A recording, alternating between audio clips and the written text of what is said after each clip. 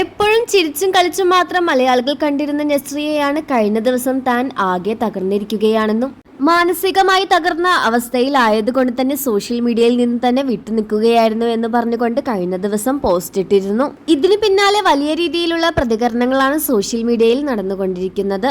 എന്താണ് സത്യത്തിൽ നസ്രിയയ്ക്ക് സംഭവിച്ചത് എന്നറിയാനുള്ള കാത്തിരിപ്പിലായിരുന്നു പ്രേക്ഷകർ ഒന്നാകെ. ആ കൂട്ടത്തിൽ പലരുടെയും നിഗമനം മാറിക്കൊണ്ടിരിക്കുകയാണ്. 19-ാം വയസ്സിൽ നസ്രിയ എടുത്ത തീരുമാനം തെറ്റിപ്പോയോ എന്നാണ് പലർക്കും അറിയേണ്ടത്. ഫഹദുമായുള്ള ഡിവോഴ്സ് വാർത്തയാണോ എന്നറിയാനായി പലരും കാത്തിരിക്കുകയാണ്. നസ്രിയ ഇപ്പോൾ ഫഹദിന്റെ ഫ്ളാറ്റിൽ നിന്ന് മാറി ഒറ്റയ്ക്കാണ് താമസിക്കുന്നത് എന്നും ഉടനെ തന്നെ ഡിവോഴ്സ് വാർത്ത വരുമെന്നുമാണ് പലരും പറയുന്നത്.